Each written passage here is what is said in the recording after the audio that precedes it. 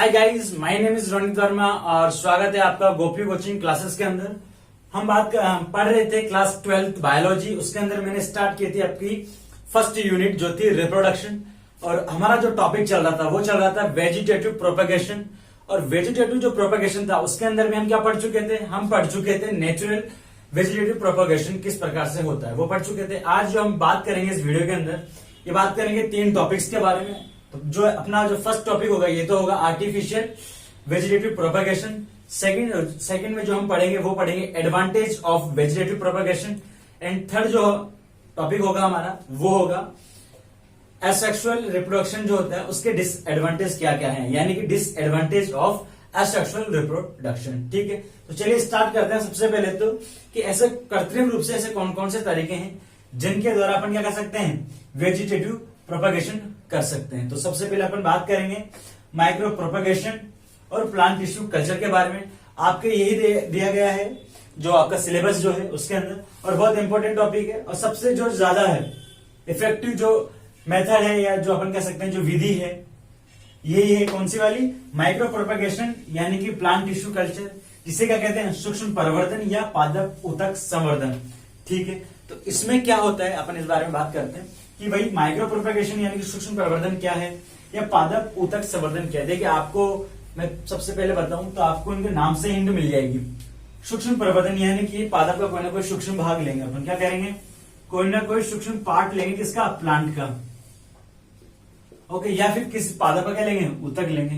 तो इसमें क्या करते हैं भाई, जिस भी पादप का अपन को क्या करना है, संवर्धन करना है, यानी कि बहुत सारे पादप प्राप्त करने अपन को। तो उसके लिए क्या करते हैं, तो जो पादप होता है, ये जो पादप है, इस पादप के अपन या तो क्या कर लेंगे, सेल्स को, या फिर उसके टिश्यूज को, या फिर उसके ऑर्गन्स को,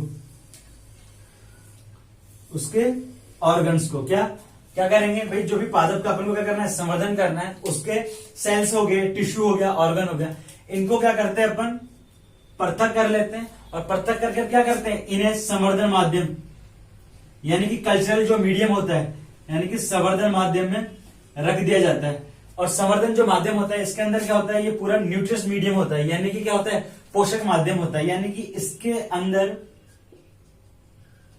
ये पोषक माध्यम हो गया, यानी कि इस पोषक माध्यम के अंदर आपके वह सभी इंग्रेडिएंट या वह सभी पोषक पदार्थ उपलब्ध होते हैं जो कि पादप को क्या चाहिए रहते हैं, विकसित होने के लिए चाहिए होते हैं। जैसे कि बात करें तो उसके अंदर सारे पादप हार्मोन्स होंगे, सारे न्यूट्रिशंस होंगे, हार्मोन्स होंगे, आइंस वगैरह सभी किसके अंदर होते हैं, इस पोषक माध्यम में होते हैं। यानी जो न्यूट्रियस ये मीडियम है इसके अंदर आपको वह सारे क्या मिलेंगे, सारे इंग्रेडिएंट्स मिलेंगे जो किस लिए जरूरी है, एक पादप के संवर्धन के लिए जरूरी है। एक पादप के कल्चरल मीडियम में जो होने चाहिए वो सारे के सारे क्या होते हैं, इसके अंदर होते हैं। किसके अंदर? पोषक माध्यम।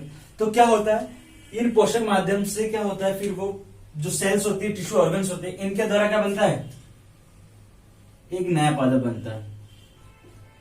ठीक है, क्या बनता है, एक नया पादप या एक न्यू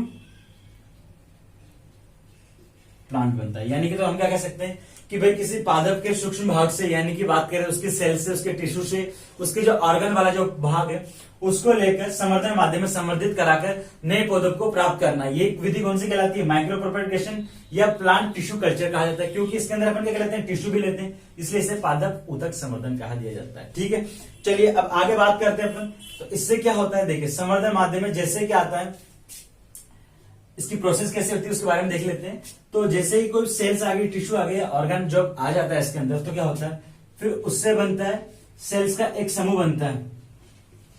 ठीक है, अभी पादप नहीं बना, पादप किस प्रकार बनेगा अपन इसके अंदर देखेंगे। तो जो सेल्स का जो ग्रुप बनता है इसे अपन क्या कह देते हैं, इसे कहते हैं कैलस। क्या कहते हैं, कैलस। यानी कि ये क्या होता है, ये अविभेदित भाग होता है। यानी कि आप इस भाग को देख के बता नहीं सकते कि ये पादप है या क्या है। ये सिर्फ क्या होता है, ग्रुप ऑफ सेल्स होता है, यानी सेल्स का एक समूह होता है। ठीक है, जिसे अपन कैलस कह देते हैं। अब ये जो कैलस होता है ये ग्रो करता है, और ग्रो करके क्या करता है, एक प्लांटलेट का निर्माण करता है।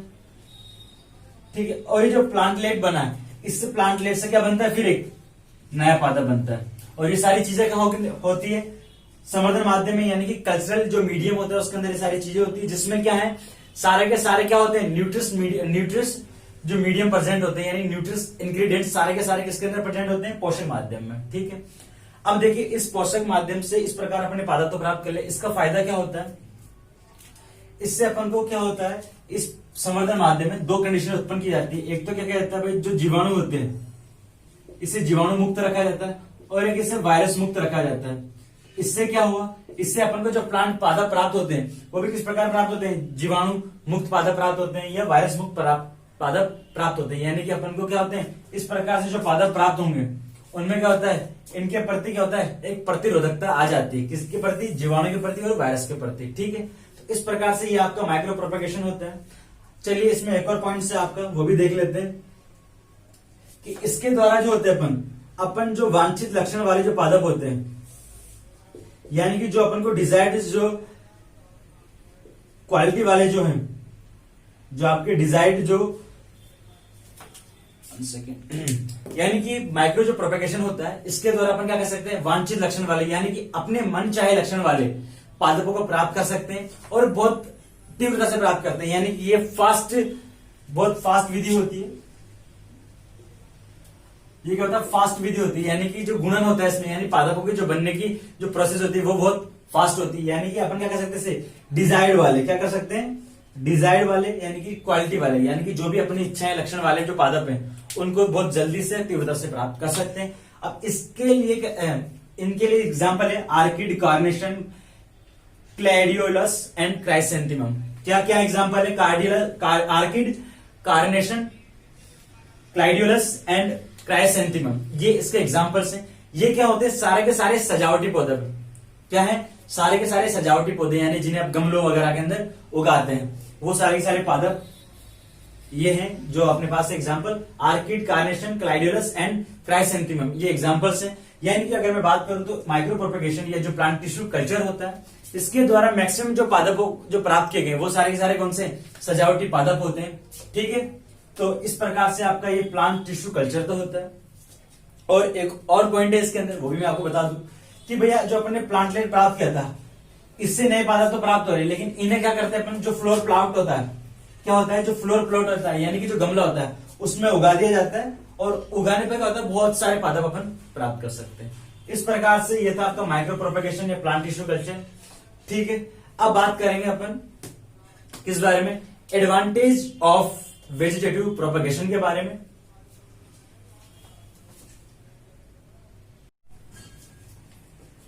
तो चलिए बात करते हैं एडवांटेज ऑफ वेजिटेटिव प्रोपेगेशन के बारे में, कि जो कायिक प्रवर्धन होता है या जो वर्धी जनन होता है, यानी कि जो वेजिटेटिव प्रोपेगेशन है उसके क्या क्या लाभ हो सकते हैं, किस प्रकार से हमारे लिए क्या होता है, हेल्पफुल होता है इस प्रकार का वेजिटेटिव प्रोपेगेशन। तो देखते हैं, सबसे पहले तो अपन क्या कर सकते हैं, इनसे वांछित लक्षणों को प्राप्त कर सकते हैं। यानी कि अपन ऐसे पादपों को इन्हें प्राप्त कर सकते हैं जिनके अंदर वांछित लक्षण, जिनके अंदर डिजायर्ड कैरेक्टर्स हैं, सारे के सारे जिनके अंदर क्या डिजायर्ड क्वालिटीज हैं, वो सारे के सारे पादपों को अपन प्राप्त कर सकते हैं।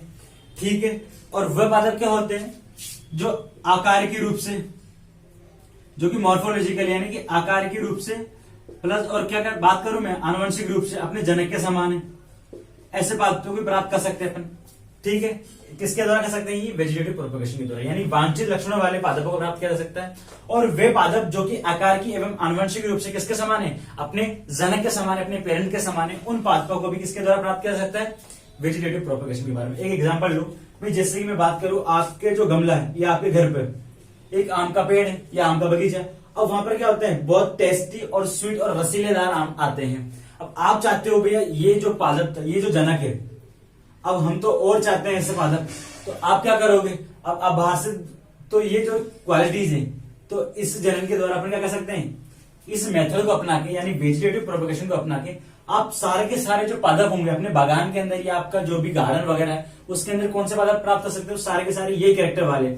अब जो भी आप बागान के अंदर जितने भी आम के पेड़ होंगे वो सारे के सारे कैरेक्टर किससे समान है भाई, वो मॉर्फोलॉजिकल और जेनेटिकली, यानी कि आकार के रूप से और जेनेटिकली रूप से किसके साथ सिमिलरिटी प्रदर्शित करेंगे, सिमिलरिटी शो करेंगे अपने जनक के समान। इस प्रकार अपन क्या कह सकते हैं, आकार के एवं मॉर्फोलॉजिकल एवं जेनेटिकल रूप से जो अपने जनक के समान होते हैं, ऐसे पादपों को प्राप्त किया जा सकता है। ठीक है, दूसरा पॉइंट देखते हैं भाई, जो नॉन वाइबल जो सीड्स होते हैं, यानी कि ऐसे पादप जिनके अंदर क्या होता है, लैंगिक जनन की क्या हो सकती है, लैंगिक जो जनन है उसकी क्षमता समाप्त हो चुकी है, यानी कि अब उनमें क्या होता है, लैंगिक जनन नहीं होता है। जैसे कि बात करें घास हो गए, गुलाब हो गए, तो अब इन पादपों को तो प्राप्त करना अपन को, ऐसा तो है नहीं भाई लैंगिक जनन इनके अंदर समाप्त हो चुका है तो ये प्रजाति तो समाप्त हो सकती है, इनकी तो संकटाग्रस्त आ सकती है, ठीक है। बट क्या है वेजिटेटिव प्रोपगेशन क्या होता है, एक ऐसा तरीका है भाई इसमें क्या करते हैं अपन उस सेल्स का सिर्फ भाग ही तो लेते हैं, उसका कोई एक पार्ट लेते हैं, ठीक है, जिससे नया पदार्थ प्राप्त हो जाता है अपन को। तो इसमें भी ऐसा ही होता है कि भैया इसमें क्या करा गया है, जिन पादपों के अंदर लैंगिक जनन जो होता है उसकी क्षमता समाप्त हो चुकी है, यानी लैंगिक जनन पूरी तरह से खत्म हो चुका है, उन पादपों को भी अपन क्या कर सकते हैं, प्राप्त कर सकते हैं किसके द्वारा, वेजिटेटिव प्रोपगेशन के द्वारा। करना क्या सिर्फ अपन को भाई, जैसे कि आपने देखा होगा गुलाब जो होता है उसका सिर्फ एक हिस्सा काट लिया जाता है, एक डाली या एक जो ब्रांच ली जाती है और उससे क्या कर दिया जाता है, उगा दिया जाता है, जिससे वापस क्या हो जाता है, नया गुलाब का फूल बन जाता है या गुलाब का प्लांट विकसित हो जाता है, ठीक है। और इसमें क्या होता है, तीसरा पॉइंट अपन देखते हैं कि भैया जो वेजिटेटिव प्रोपगेशन यानी कि जो वर्दी जनन के द्वारा जिन भी पादपों को बनाया जाता है उनमें जो फूल जो विकसित होते हैं सबसे तेज होंगे। अब फूल सबसे तेज ग्रो करेंगे यानी फूल सबसे तेज विकसित होंगे तो उनमें फ्रूट भी सबसे तेज बनेंगे, यानी कि जो वेजिटेटिव प्रोपगेशन है इनमें फूल निर्माण और फल निर्माण की जो प्रक्रिया होती है ये सामान्य जो जनन होता है उसकी तुलना में क्या होता है, बहुत तीव्र हो जाती है। यानी कि अगर मैं बात करूं, आप अपने घर पर क्या जैसे कि बात करें आपने सरसों उगाई, एग्जाम्पल के तौर पे लो सरसों उगाई, अब सरसों मान लेते 6 महीने के अंदर सामान्य जनन के द्वारा 6 महीने से 8 महीने का टाइम लेंगे, ठीक है, किसके द्वारा, जब आप नॉर्मली इनको बीज के द्वारा उगा रहे हो। बट आप क्या कर रहे हो कि भैया वेजिटेटिव प्रोपगेशन कर रहे हो, ठीक है, तो क्या हो जाएगा, तो हो जाएगा ये कि अब 6 से जो 8 का जो टाइम लग रहा था, महीने का जो टाइम लग रहा था, अब वो कितना हो जाएगा, 6 से 4 हो जाएगा, 4 से 6 हो जाएगा, सॉरी 4 से 6, यानी कि टाइम कम हो गया। तो इसी प्रकार से क्या होता है, इनमें फल और जो फूल होते हैं ये बहुत तेजी से विकसित होते हैं। अगला देखते हैं भाई ऐसे पादप जिनके अंदर क्या होता है, फोर्थ पॉइंट है अपना सीड निर्माण, या ठीक है फूड फॉर्मेशन, यानी कि क्या होता है ऐसे पादप जिनके अंदर क्या हो रहा है, बीज का निर्माण नहीं हो रहा है। अब बीज का निर्माण नहीं होगा तो क्या होगा, तो अब तो उन पादप की प्रजाति फिर वही समस्या आ जानी चाहिए, संकटग्रस्त वह पादप प्रजाति विलुप्त हो जानी चाहिए इस पृथ्वी से।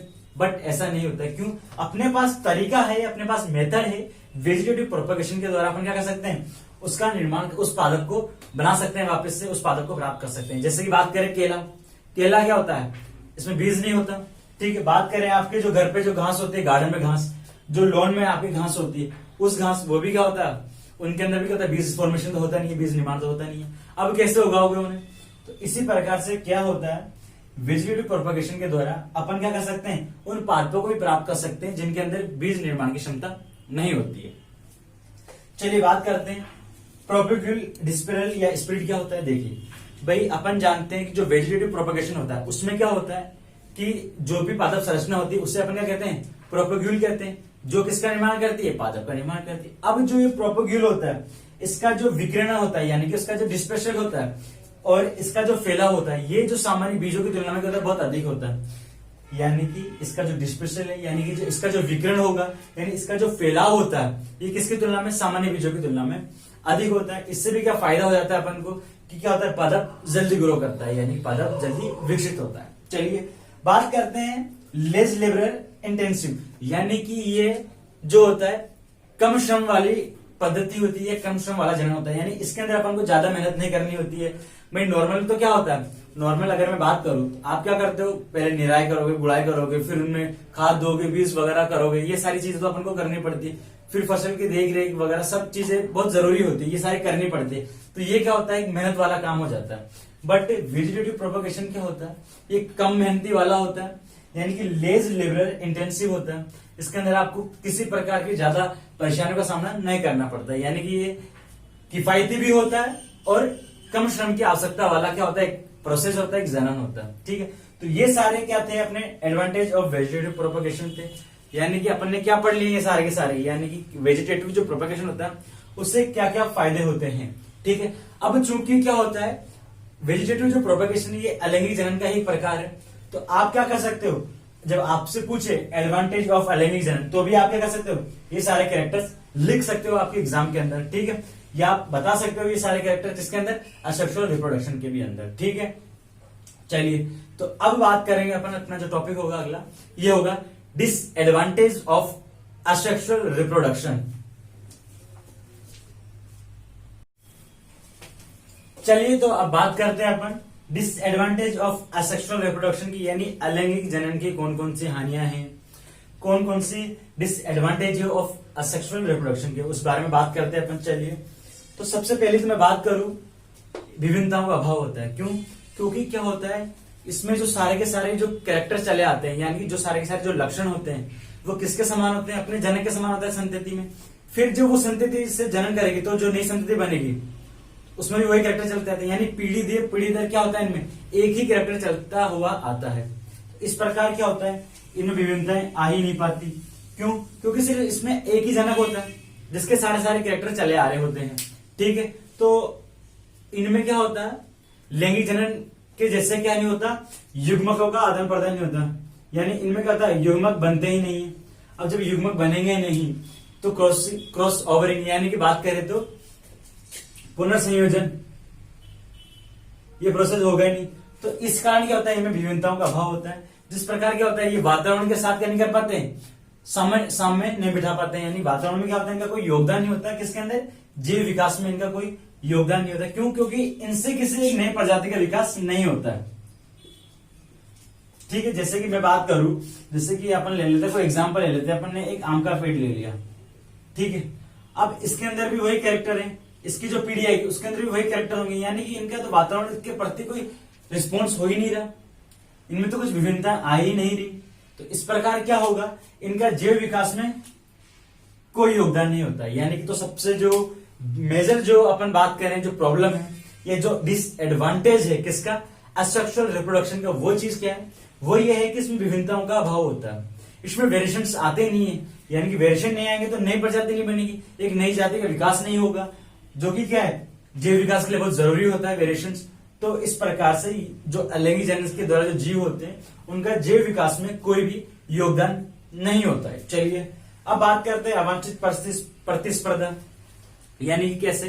भाई देखो, अपन क्या जानते हैं, अलैंगिक जनन के द्वारा जो भी संतति बनती है वो बहुत अधिक संख्या में बनती है। ठीक है, तो अधिक संख्या में बनेगी तो क्या होगा, उस जगह पोषक पदार्थों की कमी हो जाएगी, आवास की लेकर समस्या उत्पन्न हो जाएगी, यानी कि उनमें क्या हो जाएगी, अवांछित प्रतिस्पर्धा हो जाएगी बिना किसी कारण के। क्यों? क्योंकि सिर्फ उनकी बहुत सारी जनसंख्या के कारण। ठीक है, यानी कि ये भी क्या हो गया, डिसएडवांटेज हो गया ऑफ असेक्सुअल रिप्रोडक्शन का। ये किस लिए हुआ, ये इसलिए हुआ क्योंकि जो अलैंगिक जनन था इसके अंदर बहुत सारी संख्या में क्या होता है, संततियों का निर्माण होता है। अब उन संततियों को पोषण भी तो चाहिए, पोषण के लिए क्या करते हैं, फिर वो संततियां क्या करते हैं, आपस में प्रतिस्पर्धा करने लग जाती है। इस प्रकार से ये क्या करते हैं, एक अवांछित प्रतिस्पर्धा को क्या करते हैं, जन्म देते हैं। चलिए, अब बात करते हैं, अब जो बढ़ी हुई जो जीवों की संख्या होती है, यानी कि जो ओवर क्राउडिंग होता है, यानी कि ओवर क्राउडिंग बात करें अपन, यानी कि जो बढ़ी हुई जीवों की जो संख्या है, इस संख्या से भी क्या होगा, वहां के जीव का स्वास्थ्य प्रभावित होगा। क्यों? क्योंकि उन्हें पोषण मिल ही नहीं पाएगा। ठीक है, तो इस प्रकार से क्या होता है, ओवर क्राउडिंग से, यानी कि जीवों की जो बढ़ी हुई जनसंख्या होती है, इस संख्या से जीवों के क्या होता है, स्वास्थ्य भी प्रभावित होता है। चलिए बात करते हैं, भाई बात करते हैं अपन क्या होता है लैंगिक जनन के अंदर, जो अपना आगे वाला जो टॉपिक है, ये पॉइंट है भाई। इसमें क्या होता है, लैंगिक जनन में अपन ने पढ़ा था स्पोर फॉर्मेशन होता है, यानी कि स्पोर यानी बीजाणु बहुत सारे बनते हैं जो अंकुरित होते हैं। ठीक है, और प्रोपेग्यूल जो भी क्या होता है, फैलता है, यानी डिस्पेरल होता है। तो इस प्रकार से क्या होता है, जो कुछ बात कर रहे हैं मैक्सिमम की, भाई जो मैक्सिमम स्पोर, ये जो प्रोपेग्यूल होते हैं, इनका उचित स्थान पर क्या होता है, फैलाव ही नहीं होता है, स्प्रेड ही नहीं होता है। यानी कि जो स्पोर है, यानी कि जो प्रोपेग्यूल है, ये क्या होते हैं, ये फैल ही नहीं पाते अपने उचित स्थान पर, यानी कि जहां पर इनके लिए अनुकूल परिस्थितियां होती वहां तक तो ये पहुंच ही नहीं पाते। आधे तो क्या होते हैं, ये अनुकूल जो प्रतिकूल परिस्थितियों में ही सिमट कर रह जाते हैं। इससे क्या हुआ, इससे ये हुआ कि जो अपन ने स्पोर पर या जो प्रोपेग्यूल पर जो अपना खर्चा किया था, ऊर्जा की व्यय की थी, जो संसाधन अपने यूज में लेते हैं, वह सारे के सारे वेस्ट हो जाते हैं, क्योंकि maximum number of spore and जो प्रोपेग्यूल होता है, ये क्या हो जाते हैं, ये पहुंच ही नहीं पाते हैं उचित स्थान तक। ठीक है, तो इस प्रकार से ये क्या पढ़े अपन ने, डिसएडवांटेज ऑफ असेक्सुअल रिप्रोडक्शन पढ़े थे। ठीक है, तो इस प्रकार आज का जो वीडियो होता है हमारा ये समाप्त करते हैं। और आज के वीडियो के अंदर हमने क्या पढ़ चुके हैं, सारा का सारा असेक्सुअल रिप्रोडक्शन पढ़ चुके हैं। आगे वाले वीडियो में हम पढ़ेंगे सेक्सुअल रिप्रोडक्शन के बारे में पढ़ेंगे। ठीक है, टॉपिक से रिलेटेड अगर आपको कुछ भी समस्या हो, कुछ भी डाउट्स हो, कुछ भी क्वेश्चंस आपके हो, तो मेरे को आप पूछ सकते हो कमेंट सेक्शन में। वीडियो अच्छा लगे तो आप भी लाइक करो, आपके दोस्तों को भी शेयर करो, और चैनल पे अगर नए हो, पहली बार वीडियो देख रहे हो, तो जो पुरानी वीडियो वो भी जाके देखो और चैनल को सब्सक्राइब कर लो और बेल आइकन को जरूर प्रेस कर लो ताकि जो नोटिफिकेशन है यानी कि जो नोटिफिकेशन है आप तक सबसे पहले पहुंच जाए और आप सबसे पहले टॉपिक पढ़ पाओ। ठीक है, तो आज के वीडियो में इतना ही। वीडियो देखने के लिए आपका बहुत बहुत धन्यवाद। शेयर करना अपने दोस्तों के साथ जरूर।